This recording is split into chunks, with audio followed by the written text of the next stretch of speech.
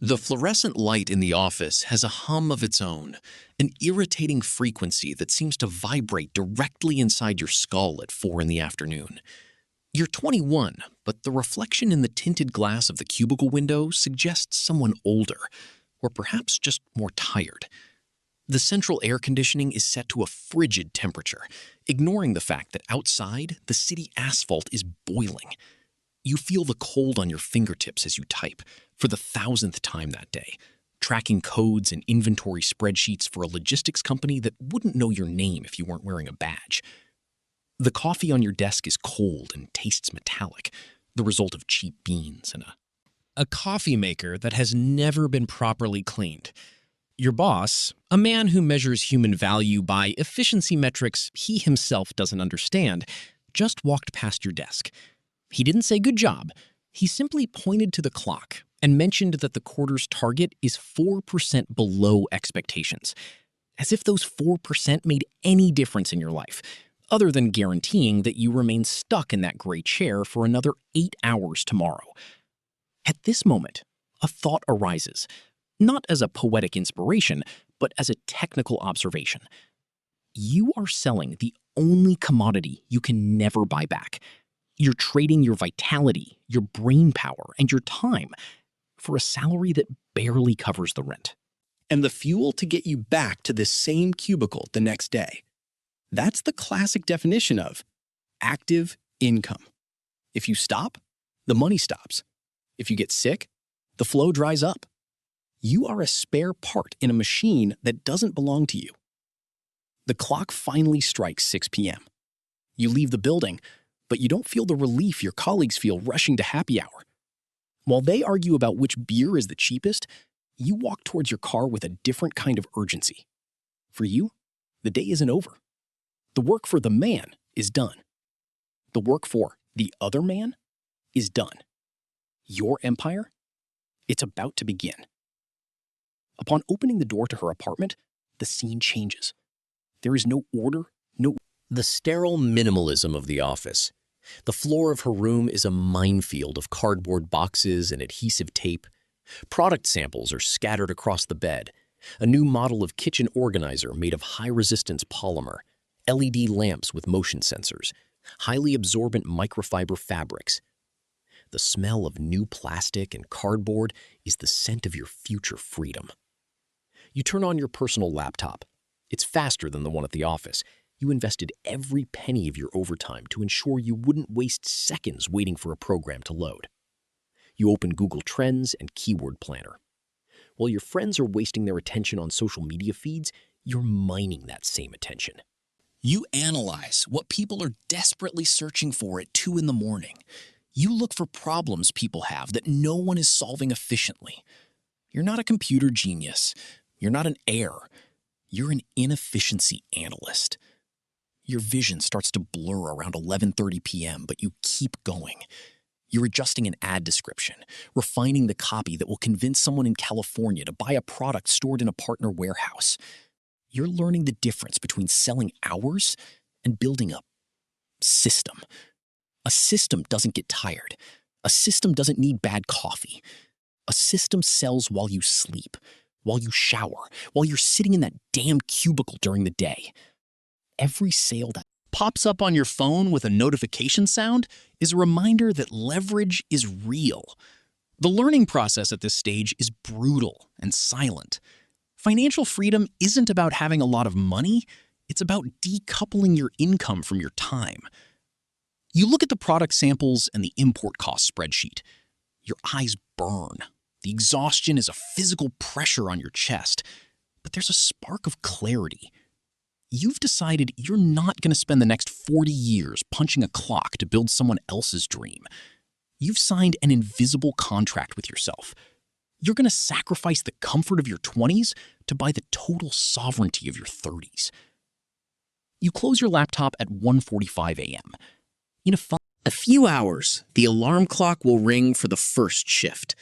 But as you lay your head on the pillow, you don't feel the despair of routine. You feel the weight of progress. The gears have started turning, and this time, you're in control of the machine.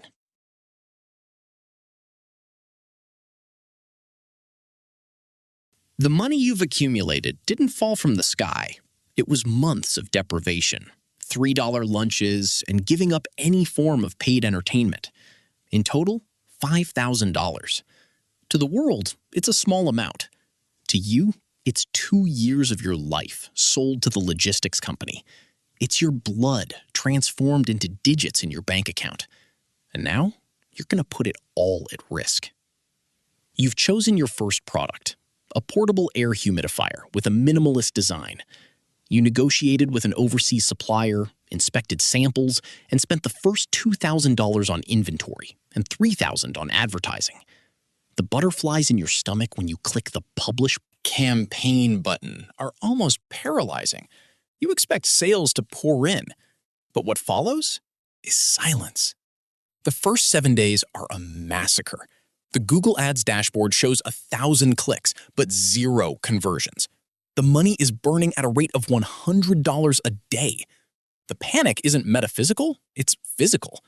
You look at the dwindling balance and feel like you've failed. The voice in your head, and the voice of your parents, tells you to stop before you lose everything. This is where most people give up. But you decide to dissect the corpse of your failure. You realize that the problem wasn't the product, but the offer. You were selling a humidifier. Nobody wants a humidifier. People want a good night's sleep without rhinitis, or skin that doesn't crack in the Midwestern winter. You delve into the books of copywriting and sales psychology. You learn about mental triggers, social proof, and the structure of a sales page that converts. You rewrite every line of your website. You stop being a salesperson and become a problem solver. The first lesson: the market doesn't pay you for your effort. It pays you for the value you communicate.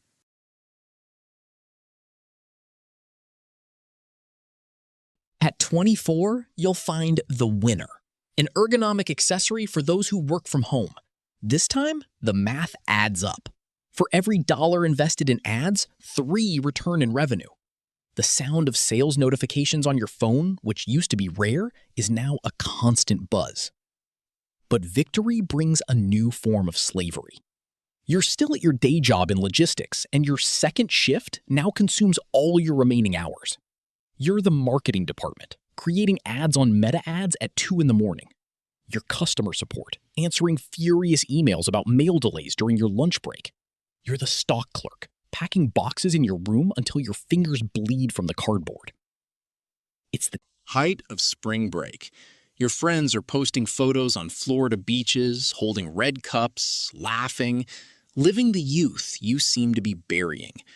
You're in a hot room, negotiating via Zoom with a factory in another time zone, trying to cut the unit cost by 50 cents. It hurts.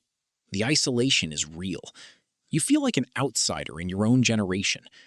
But you look at your cash flow spreadsheet and see what they don't see: leverage. While they're maxing out their credit cards to simulate a life they don't have, you're building an asset that works for you. The lesson from this phase: scale requires short-term sacrifice to generate long-term sovereignty. You've stopped seeking fun. You're seeking dominance.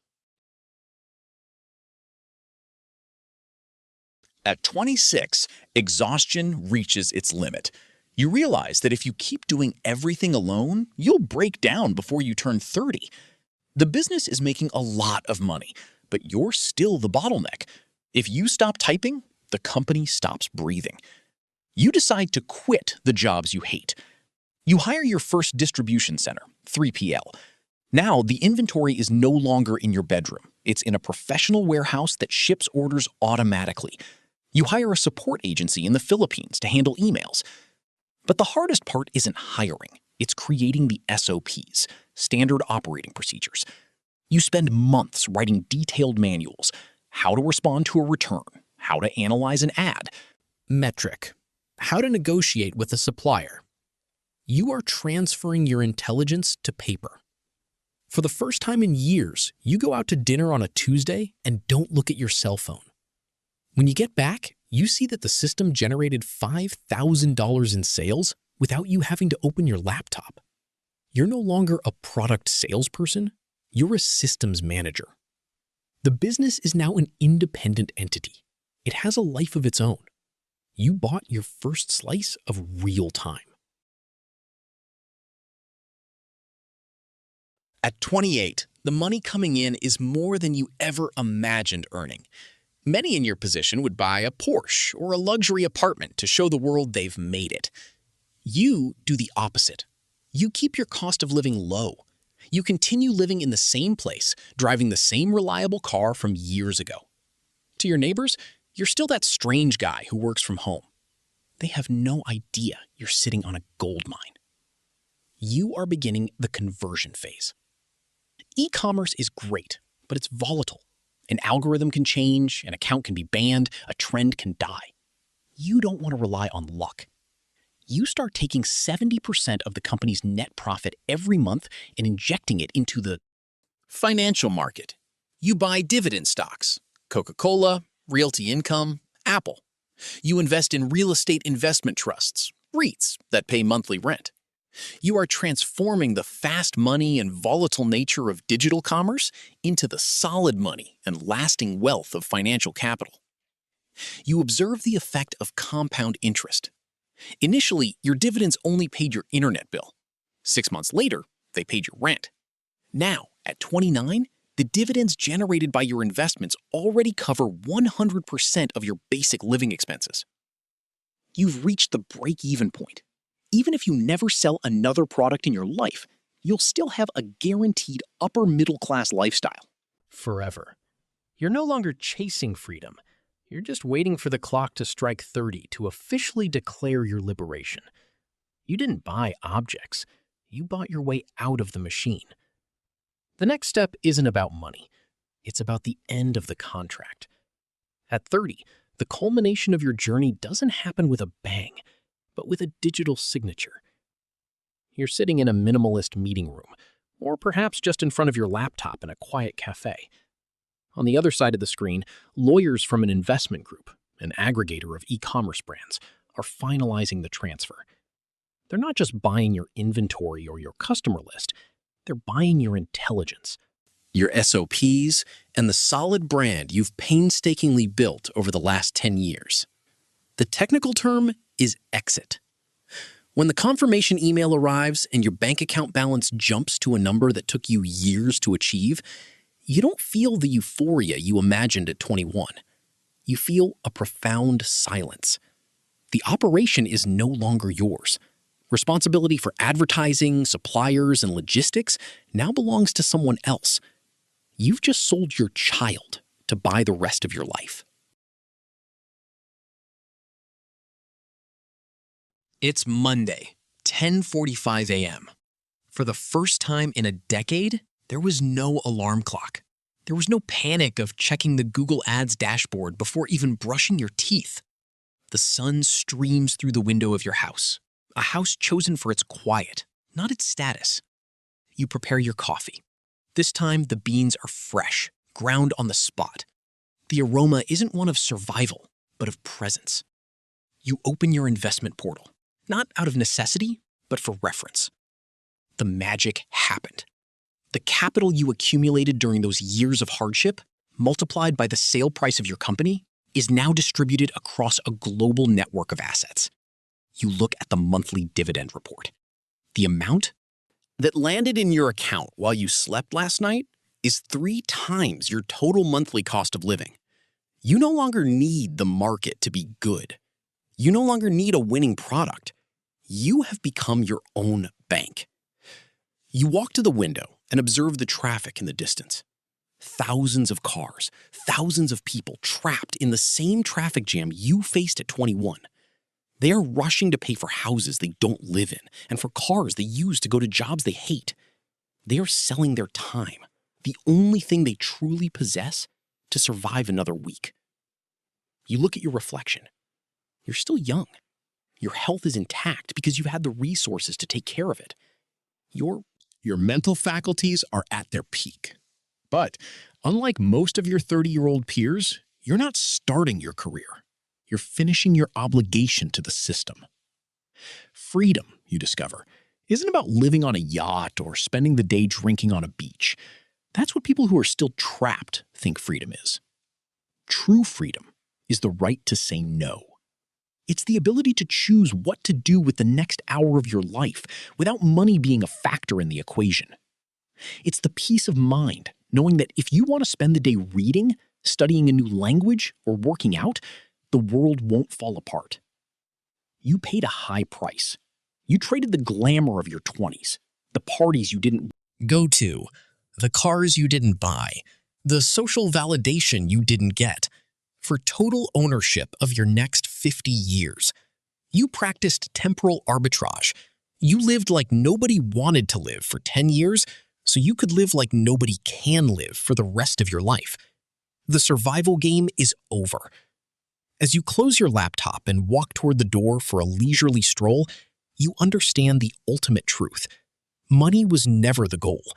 Money was merely the engineering tool used to build your freedom. You are no longer an entrepreneur, a trader, or a factory worker. For the first time in your life, you are the master of your own destiny. The question now is no longer, how am I going to pay the bills? The question is, what am I going to build now that fear no longer exists? The clock reads 11:30. Life has finally begun.